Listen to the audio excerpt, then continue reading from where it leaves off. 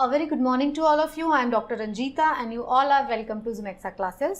आज के इस लेक्चर में हम लोग पढ़ने जा रहे हैं एंशिएंट हिस्ट्री एनसीईआरटी के चैप्टर नंबर 5 के बारे में। तो इस चैप्टर में हम लोग बात करने जा रहे हैं about the copper stone phase. तो हम उस फेज की बात करेंगे जिसको हम चैल्कोलिथिक पीरियड भी कहते हैं। तो इसमें कॉपर का यूज़ भी हो रहा था और स्टोन का यूज़ भी हो रहा था। तो लेट्स स्टार्ट। अगर आपका कोई डिटेल सवाल है तो आप मुझे इस ईमेल एड्रेस पर मेल कर सकते हो। ये मेरा इंस्टाग्राम हैंडल है और ये मेरे टेलीग्राम चैनल का लिंक आपको दिया गया है। तो ये जो चैप्टर है द चैल्कोलिथिक पीरियड वाला जो चैप्टर है, इस चैप्टर में आप क्या पढ़ने जा रहे हैं। इस चैप्टर में हम बेसिकली बात करेंगे कि किस तरीके से ये ह्यूमन सिविलाइजेशन का वो पार्ट है जिसमें फर्स्ट मेटल का यूज़ हुआ था और स्टोन टूल्स का भी यूज़ हो रहा था।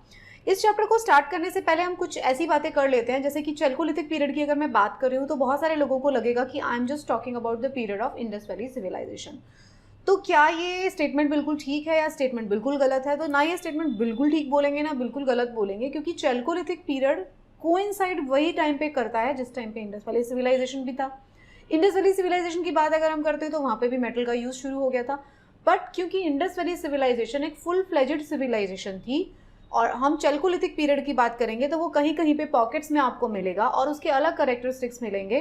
सिविलाइजेशन की अगर हम बात करेंगे तो उसके कैरेक्टरिस्टिक्स बिल्कुल ही डिफरेंट होते हैं। तो इस वजह से इन दोनों के बीच में डिफरेंस है। क्या chalcolithic period Indus valley civilisation ही है? तो इसका जवाब पार्शली नहीं होगा, क्योंकि इंडस वैली सिविलाइजेशन एक डिफरेंट सिविलाइजेशन है, पूरी तरीके से ऑल टुगेदर एक सिविलाइजेशन है। कुछ पार्ट जो है आपको चैल्कोलिथिक पीरियड के वहाँ पे मिल सकते हैं। चैल्कोलिथिक पीरियड में कॉपर का हम यूज़ कर रहे थे। चैल्कोलिथिक बोलो, कैल्कोलिथिक बोलो, whatever you want to pronounce it. तो कैल्कोलिथिक जो पीरियड है, चैल्कोलिथिक पीरियड जिसको हम उसके अंदर हम कॉपर के इंप्लीमेंट्स का यूज़ करते हैं।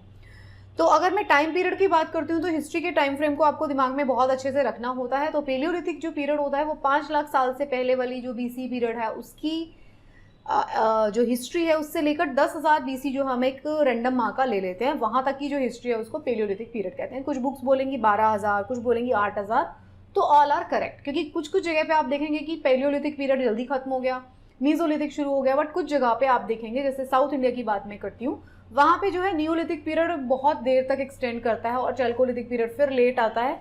तो ये सारी चीज़ें हम देखेंगे। तो मीजोलिथिक पीरियड है 10,000 बीसी से 6,000, नियोलिथिक पीरियड है 6,000 से 1,000 बीसी, चैल्कोलिथिक पीरियड जो है 3,000 से लेके 500 बीसी तक का टाइम पीरियड है। तो अगर हम बात में जैसा बार बार आपको बता रही हूँ, चैल्कोलिथिक का मतलब होता है कॉपर प्लस स्टोन एज। तो इस जो पीरियड है इसको कुछ जगह पर बोला जाता है एनोलिथिक पीरियड। तो एनोलिथिक का मतलब जो है लैटिन में एनियोलिथिक का मतलब, एनियो का मतलब होता है कॉपर, तो एनोलिथिक पीरियड भी इसको बोला जाता है। तो पहली मेटल अगर ह्यूमन सिविलाइजेशन ने कभी यूज़ किया, ह्यूमंस ने पहली मेटल को अगर यूज़ किया तो वो कॉपर थी।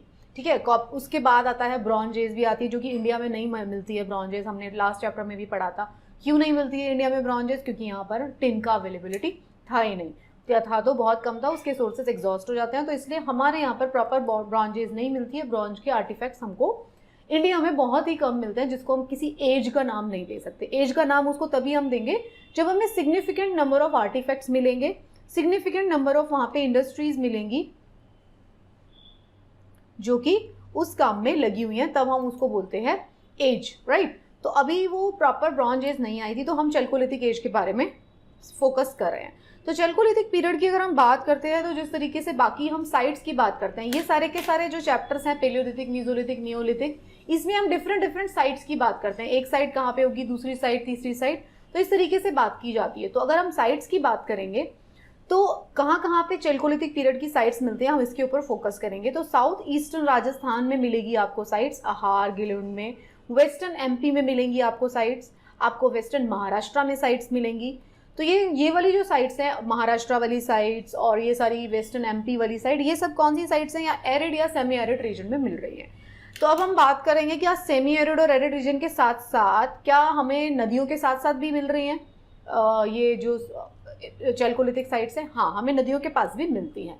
लेटर ऑन वही सेम साइट्स जो होती हैं वो कौन ऑक्यूपाई कर लेता है? इंडस वैली सिविलाइजेशन के लोग उसको ऑक्यूपाई करते हैं। तो ऐसी बहुत सारी साइट हैं जिसमें आप ओवरलैपिंग नाम पढ़ेंगे, जो आपने मीजोलिथिक, नियोलिथिक, फिर आप उसको चैल्कोलिथिक में भी देखेंगे, फिर आप उसको इंडस वैली में भी देखेंगे। वो रिपीटेड मोड में ऑक्यूपाई की जाती हैं। तो अगर आप इस मैप को देखते हैं तो आप डिफरेंट साइट्स को देख सकते हैं। गिलुंड आप देख सकते हैं, आप मास्की में भी मिलेगी, जोरवे में भी मिलेगी। ये सारे साइट्स के नाम जो है एक आप बार आपको पढ़ लेने हैं, इस चार्ट में दिए गए हैं। वेस्टर्न एमपी में मालवा में, कायाथा में, ईरान में ये साइट्स मिलेंगे। साउथ ईस्टर्न राजस्थान में आहार में, गिलुंड में, और वेस्टर्न महाराष्ट्र में जोरवे, नेवासा, डायमाबंद, चंडोली, ये सारी साइट्स के नाम है। यहाँ पे ये सारी साइट्स मिल रही हैं। तो पॉइंट ये है कि ये सारी की सारी साइट्स जो मिलती हैं, हमें जो समझना है वो ये देखना है कि इन साइट में ऐसा क्या मिल रहा था जो कि नियोलिथिक पीरियड से डिफरेंट था, जो कि अगेन इंडस वैली सिविलाइजेशन से डिफरेंट था। वो डिफरेंस आपको कैच करना है। ये वाला मैप जो है ये एक डिटेल मैप है, आप चाहें तो इसको रेफर कर सकते हैं, बट बेसिकली ये वाला मैप रेफर करते हैं हिस्ट्री ऑप्शनल वाले स्टूडेंट। तो आपके लिए मैं कहूँगी कि आपके लिए ये वाला मैप ज़्यादा इंपॉर्टेंट है। इस वाले मैप से ही आपके क्वेश्चंस आ जाएंगे अगर चैल्कोलिथिक साइट के बारे में बात होती है तो, राइट। तो अब हम बात कर लेते हैं कि इस वाले चैल्कोलिथिक कल्चर के कैरेक्टरिस्टिक्स क्या थे, कल्चर क्या था ये। तो कल्चर के बारे में हम बात करेंगे तो जब भी हम किसी पीरियड का कल्चर पढ़ते हैं तो उसके बारे में हम ये पहले से देखते हैं कि भाई वो लोग का रहन सहन कैसे था, वो एग्रीकल्चर प्रैक्टिस कर रहे थे या नहीं कर रहे थे, इंस्ट्रूमेंट्स कैसे यूज़ कर रहे थे। प्री हिस्ट्री की बात हो रही है। इंस्ट्रूमेंट्स कैसे यूज़ करते थे, उनका बरियल का पैटर्न क्या था, जब उनके लोग मर जाते थे तो उनको किस तरीके से दफनाते थे, पॉटरी किस तरीके की यूज़ करते थे। को पॉटरी बड़ी इंपॉर्टेंट है, आप इसमें भी देखेंगे अलग अलग पॉटरी जहाँ पे मिली है हमने उसके अकॉर्डिंग हमने क्लासीफाई किया है। तो पॉटरी भी बहुत ज़्यादा इंपॉर्टेंट है। जैसे जैसे हम एडवांस करेंगे मैं आपको बताऊंगी कि भाई ये वाली पॉटरी दोनों के टाइम पीरियड में क्या डिफरेंस है, राइट। तो हम बात कर रहे हैं चैल्कोलिथिक जो साइट्स है हमारे को रिवर ट्रैक के पास पास भी मिल रही हैं। महाराष्ट्र और वेस्टर्न एमपी वाली जो साइट थी वो एरिड रीजन में मिली थी, अब हमें रिवर ट्रैक के साथ भी मिलेंगी। टूल्स और वेपन्स कैसे यूज हो रहे थे, स्टोन के टूल्स यूज हो रहे थे, बट समझ लीजिए आपकी नियोलिथिक पीरियड से एडवांस एज है तो इसके अंदर जो टूल्स देखेंगे ना इतने शार्प टूल्स यूज होना शुरू हो जाते हैं। शार्प टूल यूज होना शुरू हो गए, इसके बीच में छेद बना हुआ है तो इसके बीच में किसी और स्टिक को यूज किया जा रहा था और फिर इस टूल को यूज किया जाता था। तो मतलब और एडवांस फॉर्म के टूल्स ये यूज होना शुरू हो गए थे। साथ में कॉपर के इंस्ट्रूमेंट्स भी मिलना शुरू हो गए थे। इकोनॉमी कैसी थी, ऑब्वियसली विलेज इकोनॉमी थी। इंडस वैली सिविलाइजेशन के लिए प्रॉपर सिटीज नहीं बने थे, अभी विलेज में लोग रहते थे। इंस्ट्रूमेंट्स की जो टाइप है वो इंप्रूव होना शुरू हो गई है। पॉटरी की अगर हम बात करें तो पॉटरी कैसे मिल रही है, ब्लैक और रेड पॉटरी हमको मिल रही है जो कि व्हील पर बनाई जा रही है। नियोलिथिक पीरियड जब स्टार्ट हुआ था तब हमने बात किया था कि व्हील का इन्वेंशन हो चुका है। तो now you have to keep that thing in your head कि व्हील आ चुका है तो अब व्हील के ऊपर पॉटरी बनना शुरू हो गई है। साइट्स की अगर हम बात करें तो सेटलमेंट हमको राजस्थान में, महाराष्ट्र में, एमपी में, ये सारी जगह पर हमको साइट्स मिलती है। एग्रीकल्चर की बात करेंगे अभी हमने पॉटरी की बात की, अब उससे पहले हमने इंस्ट्रूमेंट्स की बात की, कैसे इंस्ट्रूमेंट्स और कैसे टूल्स यूज़ किए जा रहे थे। अब हम बात करते हैं कि उनकी फूड हैबिट्स क्या थी। तो जो south eastern Rajasthan, western MP और वेस्टर्न महाराष्ट्र के लोग जो थे अब इन्होंने डोमेस्टिकेशन ऑफ एनिमल कर रहे थे, वो हम पहले से कर रहे हैं। तो ये लोग भी डोमेस्टिकेशन ऑफ एनिमल को प्रैक्टिस करते थे। काउ, शीप, गोट, पिग्स, बफेलो, ये सारे के सारे डोमेस्टिकेटेड एनिमल मिलते हैं। एक जो चीज़ आपको यहाँ पे मिलेगी वो है, ये आपको इंडस वैली में भी मिलेगी, हॉर्स का आगमन। अगर हम बात करते हैं तो जनरली आपने अब तक पढ़ा होगा कि हॉर्स का आगमन की बात की जाती है आर्यंस के आगमन के साथ। तो जब आर्यंस इंडिया के अंदर आते हैं तब वो अपने साथ में हॉर्स को लेके आते हैं। बट कंफ्यूजन मिला है हमको, यहाँ पे एक ऐसे रिमेन्स मिले हैं एनिमल के जो कि लगता है हॉर्स हो सकता है, डोंकी भी हो सकता है, वाइल्ड एस भी हो सकता है। तो उसके रिमेन्स हमको मिले हैं कहाँ से, चैल्कोलिथिक पीरियड की साइड से भी। बीफ कंजम्पशन उस टाइम पे प्रिवेल करता था। पीपल जो है वो क्या क्या प्रोड्यूस करते थे, देखो अलग अलग रीजन के लोग अलग अलग प्रोड्यूस करते थे। व्हीट, राइस, बाजरा, मिलेट्स, ये सब वहाँ पे प्रोडक्शन किया जा रहा था। कैसे हमको पता चला, क्योंकि पॉट्स के अंदर स्टोरेज फॉर्म में हमको मिला है। हमें पॉटरी मिली है तो पॉटरी के अंदर जो भी एक्स्ट्रा प्रोड्यूसेस होते हैं उनको स्टोर कर दिया जाता है। This is a common practice by any of the animal on earth. आप देखेंगे कभी कभी अगर जो डॉग्स या कैट्स को अगर आप देखते हैं तो डॉग्स भी क्या करते हैं, अगर उनके पास ज़्यादा खाना है तो वो उसको कहीं पे छुपा के आ जाते हैं just to use it later on. तो ये सबका एनिमल्स का प्रैक्टिस होता है। सिमिलरली ह्यूमंस का भी प्रैक्टिस था उस टाइम पे, अगर जो भी एक्स्ट्रा होता था उसको वो पॉट्स के अंदर स्टोर करके रखते थे।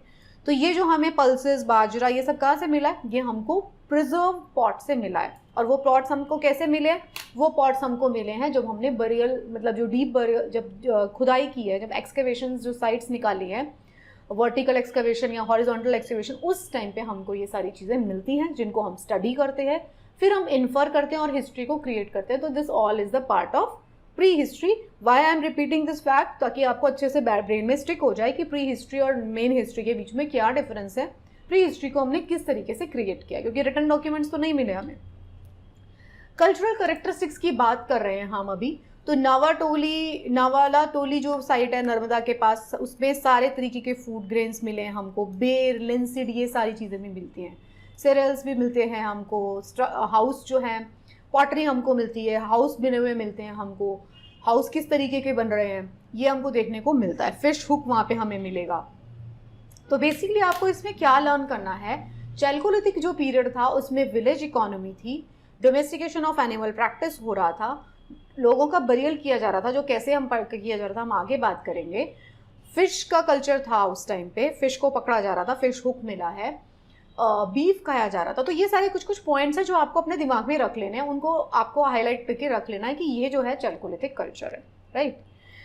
सेटलमेंट की बात करें तो हमें कहाँ पे मिलते हैं, अर्ली सेटलमेंट हमको मालवा और सेंट्रल इंडिया में मिलते हैं, वेस्टर्न महाराष्ट्र में मिलते हैं, वेस्ट बंगाल में मिलते हैं। वेस्टर्न इंडिया में मोर एनिमल फूड हमको मिलता है और ईस्टर्न इंडिया में हमको फिश और राइस मिलता है, ठीक है। तो आप देखिएगा कल्चरल डिफरेंसेस आपको मिलेंगे।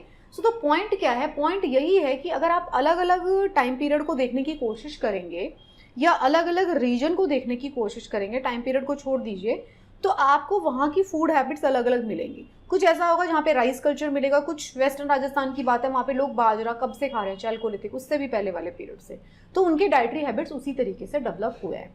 सो आई होप आपको ये चैप्टर जो है समझ में आ रहा है, आपको ये पता चल रहा है कि चैल्कोलिथिक पीरियड में आपको क्या देखना है, ये आपको समझ में आ रहा है। So this is the first part of this chapter. इस चैप्टर को हम कंप्लीट करने जा रहे हैं पार्ट 2 में। डिफरेंस जो आपको क्रिएट करना है, अगेन आई एम सेइंग, आपको डिफरेंस क्रिएट करना है कि नियोलिथिक, मीजोलिथिक, पेलियोलिथिक, चैल्कोलिथिक, इन सारी साइट्स के बीच में क्या डिफरेंस था, इनके कल्चर में क्या डिफरेंस था, इनकी फूड हैबिट्स में क्या डिफरेंस था, वेपन्स कैसे यूज़ कर रहे थे, खाना कैसा खाते थे, पॉटरी कैसी बनाते थे, इन सब के बीच में आपको एक डिफरेंस क्रिएट करना है। जब हम ये सारा पढ़ लेंगे तो उसके बाद मैं आपको एक चार्ट फॉर्म में बताऊंगी कि इन सब के बीच में क्या क्या डिफरेंस है, सो दैट आपको रेडीली हमेशा याद रहे। Thank you so much for watching. अगर चैप्टर्स पसंद आ रहे हैं तो बाकी लोगों को बताना मत भूलिए and subscribe the channel. Best of luck for your preparation.